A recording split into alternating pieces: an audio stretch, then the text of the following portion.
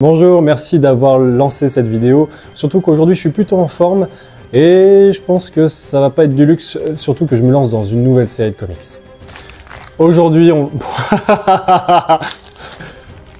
on va parler de Marvel Ultimate Universe tome 1. Avant de commencer, un peu de contexte, j'ai découvert Spider-Man dans les années 90 grâce à la série animée. Franchement, c'était une série que j'affectionnais énormément, que ce soit la palette de méchants, l'ambiance, l'intro du dessin animé, enfin tout était top. Donc bien sûr, je suis tombé amoureux du personnage, comme à l'époque de Batman, X-Men, et c'était mon entrée dans l'univers Marvel. Après, j'avais quelques jeux vidéo sur Sega Mega Drive 2, j'ai adoré les films qui ont suivi, surtout bien sûr la trilogie de Sam Raimi avec Tobey Maguire. Et je dois bien l'avouer, il y a quelque chose qui, depuis toutes ces années, me frustrait un peu, et comme la plupart apparemment des fans du personnage ou même des lecteurs de comics plus avertis que moi, Spider-Man ne vieillit jamais, on va toujours galérer. Là où je veux en venir, c'est que je suis un nouveau lecteur. Alors je sais que ce tome 1 est sorti le 2 octobre dernier, j'ai loupé le coche, je suis allé en librairie, il y avait une rupture de stock sur ce fameux blind pack. J'avoue que c'est très accrocheur, ils sont doués les mecs. Bravo, bon projet marketing. Et je dois dire que j'ai eu beaucoup de chance de l'obtenir parce que début novembre, je flânais dans une galerie marchande et je suis tombé dessus entre deux bouquins. J'ai craqué. Du coup, je l'ai pris, je me le suis offert. Et pour mieux comprendre la création de ce nouvel univers, je me suis pris Ultimate Invasion. C'est sorti plus tôt cette année, je vous apprends rien, il y a eu beaucoup de vidéos de libraires ou de lecteurs beaucoup plus avertis que moi qui en ont parlé. Je l'ai lu. Et je suis pas déçu, c'est une suite, ce qui veut dire qu'on ne reprend pas à zéro ce qui a été fait avant pour les lecteurs assidus. En gros, ils sont récompensés, ils ont sûrement des refs que je n'ai pas là-dedans. Je dois bien avouer que j'ai passé un bon moment de lecture, même si c'est une lecture active. Il faut bien rester concentré, surtout que l'univers est très travaillé. Ne serait-ce que quand on a la carte du monde avec toutes les factions, les nouveaux enjeux politiques. Bref, rien ne finit jamais. Durant des années, la Terre 1610 a été protégée par les Ultimates.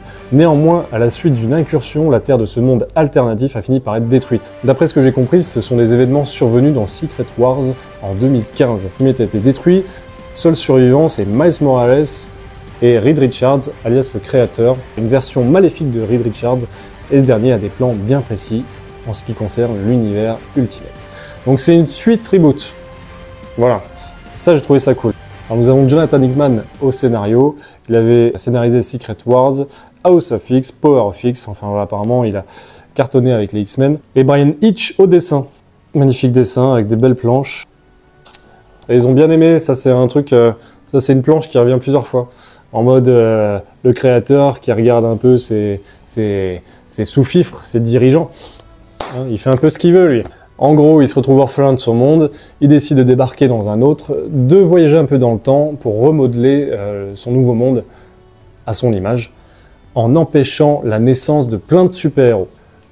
Et celui qui nous intéresse aujourd'hui, et qui intéresse tout le monde, c'est bien sûr Spider-Man. Parce qu'on nous propose dans ce tome 1 quelque chose d'inédit. En 62 ans, on découvre enfin Peter Parker à 35 ans.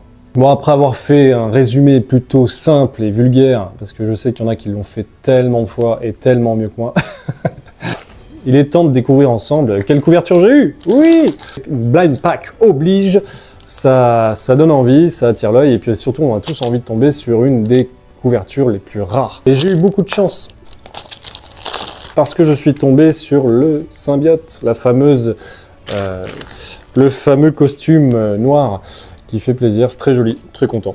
Voilà. Alors, quand Tony Stark s'oppose au créateur, oui, parce que le créateur, certes, il a supprimé les héros en remontant dans le temps, mais la vie trouve toujours un chemin. Quand Tony Stark s'oppose au créateur, un génie machiavélique, le créateur a modifié le cours du temps afin de créer une Terre qui puisse contrôler. Il a alors empêché la naissance de nombreux super-héros, ainsi Peter Parker n'est pas devenu Spider-Man. Chouette! Enfin, j'adore les dessins animés, j'adore les films, mais il y a quelque chose qui me manquait, c'est de voir Peter Parker à l'âge adulte. Comme tout le monde, on a envie de le voir papa, on a envie de le voir avec Mary Jane, on a envie de le voir posé dans une vie où il galère pas. Parce que ouais, c'est un galérien. Ici, on le retrouve à l'âge de 35 ans, sans super pouvoir. Il a un garçon, une fille. Je dois avouer que je m'y retrouve, je suis aussi papa de deux enfants, une fille, un garçon également. Ouais, je raconte ma vie 2 secondes, ma fille va avoir 8 ans et mon fils 3 ans. Et je dois avouer que c'est vraiment une source de bonheur. Peter Parker à l'âge de 35 ans sans super pouvoir. On le retrouve au Daily Bugle. Alors il y a plein de choses chouettes. C'est vrai que je pars direct sur l'histoire parce que c'est vraiment ce qui nous intéresse le plus. Il y a un premier épisode, je reviens sur le bouquin avant de reparler de Peter Parker, je reviens sur le bouquin. Il y a dedans 5 épisodes. On a un épisode de Ultimate Universe, on a 2 épisodes de Ultimate Spider-Man, un épisode de Ultimate X-Men et honnêtement, je le dis tout de suite, c'est l'épisode que j'ai moins aimé parce que je trouve que j'adore le manga, hein, ça se voit, j'adore le manga, mais je trouve que dans ce bouquin, ça dénote un petit peu. Ça dénote un petit peu et X-Men, il y en a que le nom quoi. Là, ça fait vraiment...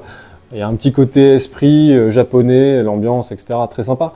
Mais je trouve que ça jure un peu dans ce bouquin qui est très comics américain. Et on a Ultimate Black Panther. Ultimate Universe, j'ai adoré parce qu'on retrouve Tony Stark qui va libérer Thor qui est emprisonné sur Asgard. Donc on rencontre quelques personnages sympas. À la fin des événements d'Ultimate Invasion, le créateur est un peu enfermé dans sa bulle créative. Il a quand même des espèces de généraux qui vont un petit peu mettre des bâtons dans les roues de nos héros. Nos héros qui comprennent que leur monde n'est pas ce qu'il devrait être. Grâce à Howard Stark, qui a transmis quelques informations à son fils Tony. Un événement à la fin de ce premier épisode d'Ultimate Universe est plutôt déterminant et fait écho bien sûr aux attentats du 11 septembre. Et c'est dans ce contexte-là qu'on commence l'histoire de ce Peter Parker, âgé de 35 ans. Et franchement, j'ai passé un super moment de lecture. Les 2 épisodes se passent super vite. Ce que je peux déjà en déduire, c'est que Jonathan Hickman aime développer ses personnages. Ça se ressent tout de suite, parce que l'action est clairement mise de côté. Après, ça nous permet vraiment de nous attacher, de nous identifier à eux. Certains personnages sont traités différemment. Le plus flagrant pour moi, ça va être vraiment J. Jonah Jameson, ce fameux reporter qui crie toujours après Parker. Mais là, il a un côté inédit, puisqu'il fait un peu office de figure paternelle avec Peter. Et je trouvais ça... ça prend un contre-pied, ça fait du bien. De voir Peter Parker assez serein dans sa vie. Mary Jane et lui, on sent que c'est un couple solide. Ça, c'est top aussi. Trop bien. C'est la relation avec ses enfants, avec sa petite fille. Vraiment chouette. Le choix de leur prénom n'est pas anodin, bien sûr. On a quelques personnages comme Harry Osborn, le Caïd ou le Bouffon Vert. Enfin, on retrouve ces personnages-là qui sont plutôt cool et bien sûr indispensables à l'univers de Spider-Man. Peter a toujours ressenti un manque depuis ces dernières années. Il ne savait pas quoi, il n'arrivait pas à poser des mots dessus, jusqu'à ce que Tony Stark lui fasse parvenir un message pour lui expliquer que la vie qu'il a maintenant a été modifiée par le créateur et qu'il a été privé de son destin de devenir Spider-Man. Bon, sans surprise, il fait le choix d'embrasser son destin et de devenir Spider-Man. Et là où c'est super cool, c'est qu'à 35 ans, il découvre ses super pouvoirs, alors qu'il a quand même un autre super pouvoir, c'est qu'il est père de famille, il est marié, il a son boulot. Et ah oui, magnifique planche là. Ouais, très belle planche de ce dessinateur qui s'appelle Marco Checchetto. Marco Checchetto, un dessinateur de talent, j'aime beaucoup, beaucoup, beaucoup. Je reviens sur J. Jonah Jameson qui est vraiment ma surprise. On a son essence de reporter qui a la niaque, un peu gueulard avec son cigare, etc. Mais il a quelque chose de beaucoup plus humain et beaucoup plus constructif. Et ça, c'est top. C'est un Spider-Man quand même qui découvre ses pouvoirs, donc c'est un vrai gland. C'est un vrai gland, il n'est pas encore au point, mais il tente des vannes et il apprend une chose très importante, c'est qu'il sait encaisser les coups. Pour l'instant, il a un très beau costume noir qui lui a été fourni par Tony Stark. La suite sort début décembre et je serai au rendez-vous pour le coup, je vais pas louper, ça c'est clair et net. L'épisode qui a suivi, c'est le fameux X-Men de Peach Momoko. Ce fameux style, c'est entre le manga et je sais pas trop quoi. Je dois avouer qu'X-Men, il y a vraiment, encore une fois, que le nom. Parce que, à la limite, si Charles Xavier était en train de rouler derrière, pourquoi pas. Mais là, non.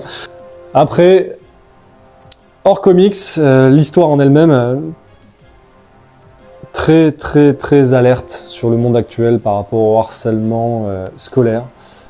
Et ça, on peut que l'applaudir. Très important. Très particulier comme dessin, surtout derrière Marco Checchetto. Et on termine avec l'histoire de Black Panther. Alors là, ça tombe bien, j'ai vu le film. Bon, je l'ai vu qu'une fois le film, j'avais apprécié, même si... voilà, sans plus. Et ils lui ont mis plein de trucs dessus et il a la bouche découverte comme Batman. Pratique. Je pense que c'est un choix des artistes et des dessinateurs pour sûrement montrer un peu plus ses expressions du visage quand il se bat, quand il a... J'en sais rien, quand il ressent des trucs, s'il a peur, quand il est en colère, voilà. C'est un choix. L'histoire est assez similaire avec le film, donc il n'y a pas trop de nouveautés là-dessus. Même si on voit très vite dans les premières pages un peu quelles sont leurs mœurs. Un truc tout bête, le roi et la reine ne dorment pas dans le même lit, ils font chambre à part. Et il n'y a pas l'air d'avoir une ambiance de ouf entre les deux. Voilà, ça c'est le côté un peu people, un peu romance. Après, voilà, c'est quelqu'un qui a des responsabilités, bien sûr. Il est conseillé par son père. C'est vraiment un tome d'introduction. À retenir, c'est vraiment les 3 premiers épisodes, donc Ultimate Universe et Ultimate Spider-Man, que j'ai vraiment adoré. Alors pour 16 €, ça rappelle bien sûr le format kiosque de l'époque. Il y a 20 ans, j'achetais surtout des DVD, même si j'avais quelques comics et mangas, bien sûr. J'ai hâte de lire la suite. J'adore l'idée de retrouver tout l'univers dans un seul tome. Ça permet, je pense, de pas être trop largué en tant que nouveau lecteur que je suis. Je le répète, hein, je l'ai dit au moins 4-5 fois. En conclusion, espérons que les auteurs de cet univers prennent soin de ces personnages qui sont d'ores et déjà attachants, du moins pour Spider-Man et sa famille. Espérons que les auteurs prennent soin de cet univers et des personnages, parce que c'est un véritable plaisir de s'y rendre. Merci d'être resté jusqu'à la fin de la vidéo, qui est un peu décousu à l'arrache. Peut-être un peu trop en force, mais le plaisir est là. Passez une belle journée, je vous dis à bientôt.